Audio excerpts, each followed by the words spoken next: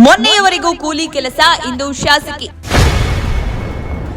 12,000ಕ್ಕೂ ಹೆಚ್ಚು ಮತಗಳಿಂದ ಗೆದ್ದ ಕಲಿತಾ ಮಾಜಿ ಯಾರು? ಪಶ್ಚಿಮ ಬಂಗಾಳ ವಿಧಾನಸಭಾ ಚುನಾವಣೆಯಲ್ಲಿ ಫಲಿತಾಂಶದಲ್ಲಿ ಬಿಜೆಪಿ ಸದ್ಯ ಭಾರೀ ಸಂಚಲನ ಸೃಷ್ಟಿಸಿದೆ. ಸತತ 15 ವರ್ಷಗಳಿಂದ ಬಂಗಾಳದಲ್ಲಿ ಮಮತಾ ಬ್ಯಾನರ್ಜಿ ನಿರ್ಮಿಸಿದ್ದ ಭದ್ರಕೋಟೆಯನ್ನು ಛಿದ್ರಗೊಳಿಸುವಲ್ಲಿ ಕಮಲ ಪಡೆ ಭರ್ಜರಿ ಯಶಸ್ವಿಯಾಗಿದೆ. 15 ವರ್ಷಗಳ ತೃಣಮೂಲ ಆಡಳಿತ ಕಡೆಗೂ ಕೇಸರಿ ಅರಳುವಿಕೆಯಿಂದ ಅಂತ್ಯಗೊಂಡಿದೆ. ಈ ಚುನಾವಣೆಗಳ ಫಲಿತಾಂಶಗಳಲ್ಲಿ ಹಲವು ಅಚ್ಚರಿ ಸಂಗತಿಗಳು ಕೇಳಿಬಂದಿದ್ದು, ಅವುಗಳಲ್ಲಿ ಬಂಗಾಳದ ಕಲಿತಾ ಮಾಜಿ ಅವರ ಗೆಲುವು ಕೂಡ ಒಂದಾಗಿದೆ. ಪಶ್ಚಿಮ ಬಂಗಾಳದಲ್ಲಿ ಮನೆಗಳಿಗೆ ಹೋಗಿ ಪಾತ್ರೆ ತೊಳೆಯುವುದು ಸೇರಿದಂತೆ ಕೂಲಿ ಕೆಲಸ ಮಾಡಿಕೊಂಡಿದ್ದ ಈಕೆ ಇಂದು ಬಿಜೆಪಿಯಿಂದ ವಿಧಾನಸಭೆ ಚುನಾವಣೆಯಲ್ಲಿ ಸ್ಪರ್ಧಿಸಿ ಭಾರೀ ಅಂತರದಲ್ಲಿ ಗೆದ್ದು ಬೀಗಿರುವುದು ಸದ್ಯ ದೇಶದ ಜನತೆಯ ಹುಬ್ಬೇರಿಸಿದೆ.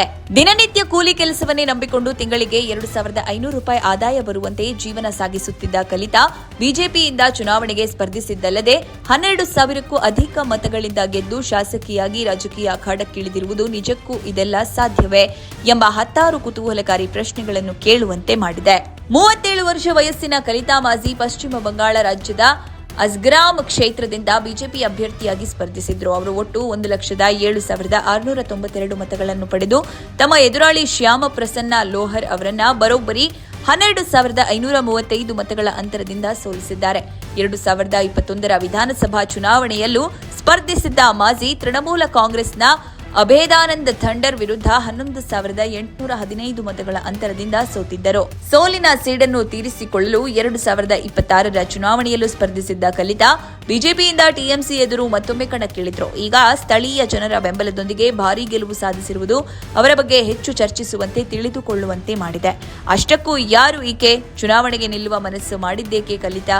ಇವರ ಹಿನ್ನೆಲೆ ಏನು ಎಂಬ ಒಂದಷ್ಟು ಕುತೂಹಲಕಾರಿ ಪ್ರಶ್ನೆಗೆ ಇಲ್ಲಿದೆ ನೋಡಿ ಮಾಹಿತಿ. ಕಲಿತಾ ಮಾಜಿ ಮೂಲತಃ ಬಂಗಾಳದವರು. ಇವರ ಪತಿ ಪ್ಲಂಬರ್ ಕೂಡ ಕೂಲಿ ಕೆಲಸ ಮಾಡಿಕೊಂಡಿದ್ದಾರೆ. ದಂಪತಿಗೆ ಒಬ್ಬ ಮಗನಿದ್ದಾನೆ. ಕಳೆದ 2 ದಶಕಗಳಿಂದ ಅವರು ಮನೆ ಕೆಲಸ ಮಾಡಿಕೊಂಡೇ ಸರಳ ಜೀವನ ಮಾಡ್ತಾ ಇದ್ದಾರೆ.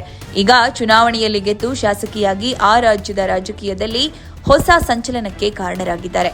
ಬಡತನದಿಂದ ಬಂದ ಮಹಿಳೆಯೊಬ್ಬರು ರಾಜಕೀಯ ಪ್ರವೇಶ ಮಾಡಿರುವುದು ಅಷ್ಟು ಸುಲಭದ ಮಾತಲ್ಲ ಬಿಡಿ. ಇದಕ್ಕೆ ಬಿಜೆಪಿಯವರನ್ನ ತಳಮಟ್ಟದಿಂದ ಏರಿದ ನಾಯಕಿ ಎಂದು ಶ್ಲಾಘಿಸಿದೆ. ಒಟ್ಟಾರೆಯಾಗಿ 2026ರ ವಿಧಾನಸಭಾ ಚುನಾವಣೆಯಲ್ಲಿ ಪ್ರಪ್ರಥಮ ಬಾರಿಗೆ ದಾಖಲೆಯ ಫಲಿತಾಂಶದಿಂದ ಬಿಜೆಪಿ ಪಶ್ಚಿಮ ಬಂಗಾಳದಲ್ಲಿ ಗೆಲುವು ಸಾಧಿಸಿದ್ದು, ರಾಜ್ಯದ ಒಟ್ಟು 293 ಕ್ಷೇತ್ರಗಳ ಪೈಕಿ 206 ಕ್ಷೇತ್ರಗಳನ್ನು ಗೆದ್ದು ಬೀಗಿದೆ. ತೃಣಮೂಲ 81 ಸ್ಥಾನಗಳನ್ನು ಗೆದ್ರೆ ಕಾಂಗ್ರೆಸ್ ಅಭ್ಯರ್ಥಿಗಳು 2 ಸ್ಥಾನಗಳನ್ನು ಮಾತ್ರ ಗೆದ್ದಿದ್ದಾರೆ. ಅಲ್ಲಿಗೆ 15 ವರ್ಷಗಳ ಬಳಿಕ ಪಶ್ಚಿಮ ಬಂಗಾಳದಲ್ಲಿ ಮೊದಲ ಬಾರಿಗೆ ಬಿಜೆಪಿ ಸರ್ಕಾರ ಅಧಿಕಾರಕ್ಕೆ ಬಂದಿದೆ ಎಂಬುದು ಗಮನಾರ್ಹ.